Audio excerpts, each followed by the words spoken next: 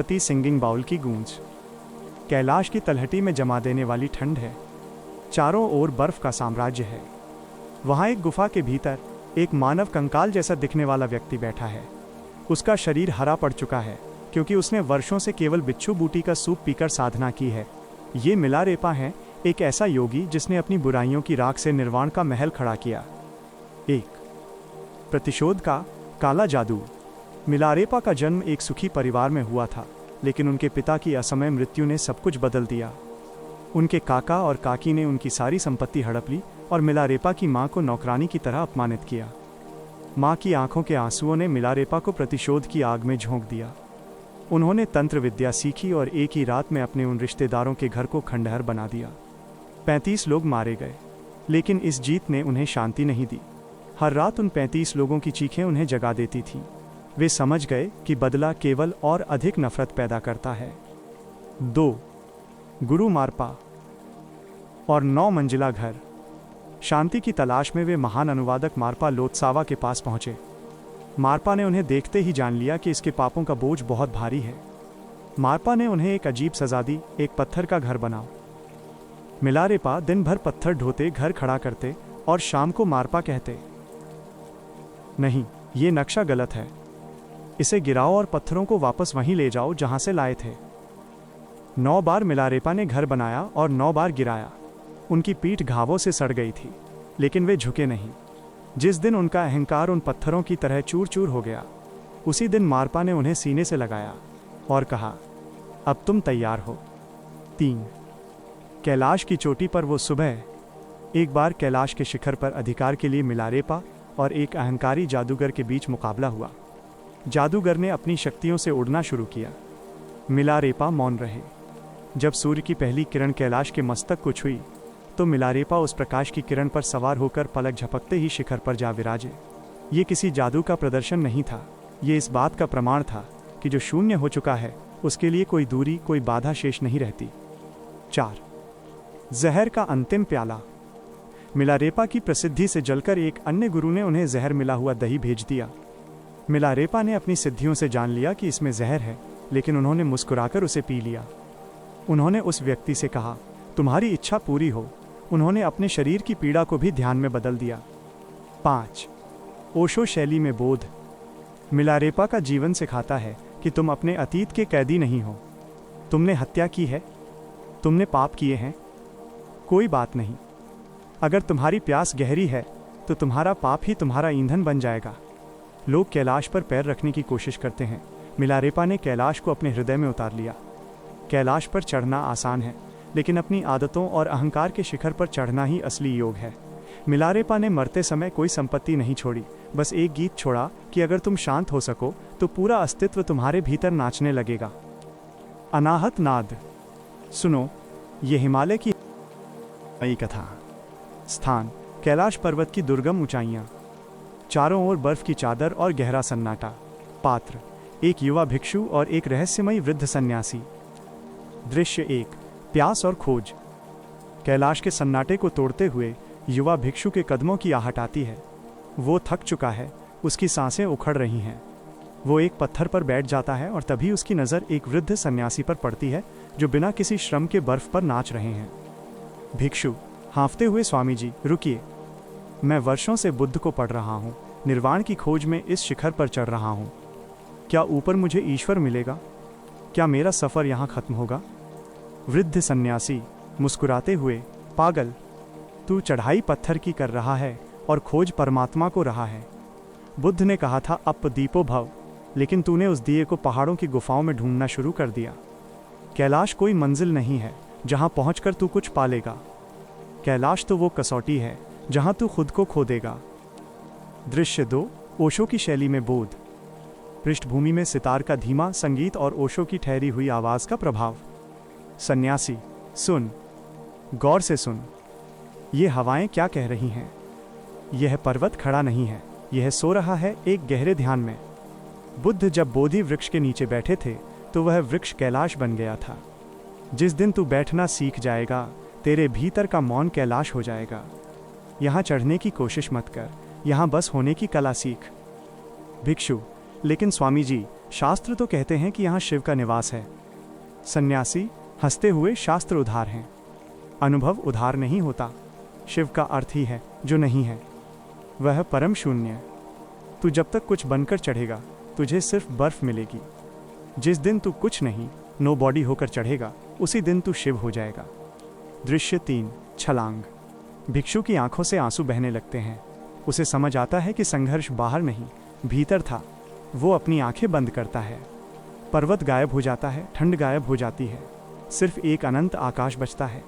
सन्यासी की गूंजती आवाज, छलांग लगा दे, अपने अहंकार की आखिरी चोटी से नीचे गिर जा, गिरने में ही पहुंचना है। प्रवचन, स्वयं की मृत्यु। मनुष्य एक सेतु है जो पशु और परमात्मा के बीच खिंचा है, और कैलाश वो जगह है जहां सेतु टूट जाता है और केवल होना बचता है। सुनो, वह रहस्य जहां विज्ञान मौन है। ये कहानी किसी भूगोल की नहीं, उस स्थान की है जिसे ब्रह्मांड का अक्ष, एक्सिस मुंडी कहा जाता है। कैलाश सिर्फ एक पर्वत नहीं, एक जीवित चमत्कार है। अध्याय 1, समय की चाल का रहस्य। रूस के एक वैज्ञानिक डॉक्टर कोज़लोव अपनी टीम के साथ कैलाश की परिक्रमा कर रहे थे। वे आधुनिक मशीनों और तर्क के साथ आए थे, लेकिन पहले ही दिन एक ऐसी घटना घटी जिसने उनके होश उड़ा दिए। कोज़लोव ने देखा कि उनके साथ आए 2 युवा पर्वतारोहियों के चेहरे पर अचानक झुर्रियां उभरने लगीं। उनके बाल, जो सुबह तक काले थे, शाम होते होते सफ़ेद होने लगे। कैलाश के घेरे में समय, टाइम, अपनी सामान्य गति से नहीं चल रहा था। वहाँ एक दिन गुजारने का मतलब था बाहरी दुनिया के 2 सप्ताह। वैज्ञानिकों ने पाया कि कैलाश के चारों ओर एक टाइम वॉर्प जैसी स्थिति है। वहाँ कोशिकाएं, सेल्स इतनी तेज़ी से विभाजित होती हैं कि इंसान की उम्र कुछ ही घंटों में महीनों आगे बढ़ जाती है। ये पहला चमत्कार था। कैलाश समय के नियम नहीं मानता। अध्याय 2, आकाशगंगा का रेडियो स्टेशन। मध्य रात्रि का समय था। सन्नाटा इतना गहरा कि आप अपनी धड़कन सुन सकें। तभी एक भिक्षु ने डॉक्टर कोज़लोव को इशारा किया। पहाड़ की चोटियों से एक धीमी गुनगुनाहट सुनाई दे रही थी, ए की ध्वनि। यह कोई भ्रम नहीं था। आधुनिक साउंड इंजीनियरिंग बताती है कि जब हवा कैलाश के पिरामिड नुमा ढलानों से टकराती है तो वो एक विशिष्ट फ्रीक्वेंसी पैदा करती है। लेकिन चमत्कार यह है कि वो ध्वनि बिल्कुल वैसी ही है जिसे नासा ने अंतरिक्ष में सूर्य से निकलने वाली ध्वनि, सोलर साउंड के रूप में रिकॉर्ड किया है। ऐसा लगता है जैसे कैलाश एक विशाल एंटेना है जो ब्रह्मांड की ऊर्जा को ग्रहण कर रहा है और उसे पृथ्वी के केंद्र तक भेज रहा है। अध्याय 3, वो जो कभी चढ़ा नहीं गया। कैलाश की ऊंचाई माउंट एवरेस्ट से 2000 मीटर कम है। एवरेस्ट पर हजारों लोग चढ़ चुके हैं, लेकिन कैलाश आज तक अजेय है। 1999 में एक पर्वतारोही दल ने गुप्त रूप से चढ़ने की कोशिश की। जैसे ही वे एक निश्चित ऊंचाई पर पहुंचे, उन्हें लगा कि पहाड़ अपना रास्ता बदल रहा है। जो चोटी सामने दिख रही थी वो अचानक पीछे दिखने लगी। उन्हें दिशाओं का भ्रम होने लगा। तभी एक बर्फीला तूफान आया और उन्हें एक गूंजती हुई आवाज़ सुनाई दी, जैसे पहाड़ खुद उनसे कह रहा हो, यहाँ पैरों से नहीं, समर्पण से आया जाता है। वे लोग पागलपन की हद तक डर कर वापस लौट आए। चमत्कार ये है कि कैलाश केवल उन्हीं को अपने पास बुलाता है जिनकी अहंकार की मृत्यु हो चुकी हो। अध्याय 4, 2 झीलों का विरोधाभास। कैलाश के चरणों में 2 झीलें हैं, मानसरोवर और राक्षस ताल। मानसरोवर, जिसका पानी स्थिर, मीठा और पवित्र है, यह चेतना का प्रतीक है। राक्षस ताल, जिसका पानी खारा है और जहां कोई जीव नहीं पनपता, यह निरंतर अशांत रहती है, जो मन के विकारों का प्रतीक है। आश्चर्य यह है कि दोनों झीलें एक दूसरे के बिल्कुल करीब हैं, लेकिन उनके स्वभाव में जमीन आसमान का अंतर है। यह कुदरत का वो चमत्कार है जो बताता है कि प्रकाश और अंधकार साथ साथ रहते हैं। ओशो की शैली में अंतिम बोध, धीमा संगीत और शब्दों में ठहराव। मेरे प्यारो, तुम कैलाश को फतेह कॉन्कर करना चाहते हो? पहाड़ों को जीता नहीं जाता, पहाड़ों में विलीन हुआ जाता है। विज्ञान कहता है वहाँ समय तेज भागता है, मैं कहता हूँ वहाँ समय मिट जाता है। चमत्कार पत्थर में नहीं है, चमत्कार तुम्हारी उस आँख में है जो देख सके कि ये पूरा अस्तित्व एक नृत्य है। कैलाश वो नृत्य का केंद्र है। तुम वहाँ जाओ तो पर्यटक टूरिस्ट बनकर मत जाना, क्योंकि पर्यटक केवल पत्थर देखता है। तुम वहाँ एक प्रेमी बनकर जाना, ताकि तुम उस शून्य को देख सको जिसे लोग शिव कहते हैं। उनका शाश्वत रहस्य, द प्राइमेवल सोर्स। ये कथा उस समय की है जब न सृष्टि थी, न समय और न ही शब्द। वेदों के गूढ़ रहस्यों और प्राचीन श्रुतियों से प्रेरित ये कैलाश के उस स्वरूप की यात्रा है जिसे ब्रह्मांड का हृदय कहा जाता है। अध्याय 1 ऋग्वेद और हिरण्यगर्भ का जन्म। ऋग्वेद के नासदीय सूक्त में वर्णन है कि प्रारंभ में केवल अंधकार था, तब परम चेतना ने स्वयं को प्रकट करने के लिए एक केंद्र चुना। वेदों के अनुसार कैलाश वो मेरु है जो इस ब्रह्मांड की रीढ़ की हड्डी की तरह खड़ा है। प्राचीन संतों ने देखा कि आकाश में सप्तूषी उर्सा मेजर के तारे ठीक कैलाश के ऊपर एक विशेष कोण बनाते हैं। यह कोई संयोग नहीं था। वेदों का मानना है कि कैलाश वह द्वार है जहां से दिव्य ऊर्जाएं, कॉस्मिक एनर्जीज पृथ्वी में प्रवेश करती हैं। यह पृथ्वी का वो बिंदु है जहां आकाश और पृथ्वी का मिलन होता है। अध्याय 2 अथर्ववेद और अमृत की धारा। अथर्ववेद में एक गुप्त स्थान का वर्णन है जिसे अमृत कुंड कहा गया है। आधुनिक खोजकर्ता हैरान रह गए जब उन्होंने पाया कि मानसरोवर का आकार सूर्य जैसा गोल है जो सकारात्मक ऊर्जा देता है, जबकि राक्षस ताल का आकार चंद्रमा अर्धचंद्र जैसा है। वेद कहते हैं कि जब समुद्र मंथन से हलाहल विष निकला तो महादेव ने उसे पी लिया, लेकिन उसकी उष्णता गर्मी को शांत करने के लिए वे कैलाश के इसी शीतल केंद्र में समाधिस्थ हो गए। चमत्कार आज भी जारी है। कैलाश के पास की मिट्टी में ऐसे खनिज पाए गए हैं जो रेडियोधर्मिता रेडियो एक्टिविटी को सोखने की क्षमता रखते हैं। ये शिव का वो कवच है जो आज भी जगत की रक्षा कर रहा है। अध्याय 3 सिद्धों का अदृश्य निवास। पुराणों और वेदों के गुप्त खंडों में उल्लेख है कि कैलाश का भौतिक स्वरूप केवल एक छलावा इल्यूजन है। असली कैलाश इसके भीतर प्रकाश के रूप में विद्यमान है। एक प्राचीन कथा के अनुसार तिब्बत के महान योगी मिलारेपा एकमात्र ऐसे व्यक्ति थे जो कैलाश के शिखर तक पहुंचे थे। उन्होंने बताया था कि शिखर पर पत्थर नहीं बल्कि हीरों का महल है जहां प्राचीन ऋषि और सिद्ध पुरुष आज भी सूक्ष्म शरीरों में वेदों की ऋचाओं का गान करते हैं। आज भी उपग्रह सैटेलाइट्स जब कैलाश के ऊपर से गुजरते हैं तो उनके चुंबकीय उपकरण मैग्नेटिक इंस्ट्रूमेंट्स काम करना बंद कर देते हैं। विज्ञान इसे मैग्नेटिक विसंगति कहता है, वेद इसे सिद्धों का सुरक्षा चक्र कहते हैं। ओशो की जो आज भी गूगल मैप्स और आधुनिक उपग्रहों सैटेलाइट्स को उलझाए हुए हैं। इसमें न केवल प्राचीन ग्रंथों का सार है बल्कि हाल ही में रिपोर्ट की गई कुछ ऐसी घटनाएं हैं जो रोंगटे खड़े कर देती हैं। कैलाश 2025 का सबसे बड़ा अनसुलझा रहस्य। 1 नाखून और बालों का रहस्य, द रैपिड एजिंग फिनोमिनन। हाल ही में एक तीर्थयात्री दल ने दावा किया कि कैलाश की परिक्रमा के दौरान उनके नाखून और बाल इतनी तेजी से बढ़े जितने सामान्य तौर पर 15 दिनों में बढ़ते हैं। विज्ञान इसे टाइम डायलेशन की संभावना मानता है। ऐसा लगता है जैसे कैलाश के चारों ओर समय की एक अलग परत है। वहां 12 घंटे गुजारना बाहरी दुनिया के 2 सप्ताह के बराबर है। जो यात्री वहां से लौटे वे केवल शारीरिक रूप से नहीं बल्कि मानसिक रूप से भी पुराने और शांत होकर लौटे। 2 गूगल मैप्स और गायब होती चोटी। एक दिलचस्प कहानी है एक विदेशी पर्वतारोही की जिसने ड्रोन के जरिए कैलाश के शिखर को देखने की कोशिश की। जैसे ही ड्रोन एक निश्चित ऊंचाई पर पहुंचा, उसका जीपीएस सिग्नल पूरी तरह गायब हो गया। स्क्रीन पर केवल सफेद धुआं और एक चमकता हुआ प्रकाश दिखाई दिया। जब ड्रोन वापस आया तो उसकी फुटेज में पहाड़ की जगह केवल एक विशाल क्रिस्टल पिरामिड दिखाई दे रहा था। लोग कहते हैं कि कैलाश एक प्राकृतिक पर्वत नहीं है बल्कि ये एक विशाल एंटीना है जो ब्रह्मांड की ऊर्जा को धरती के भीतर भेज रहा है।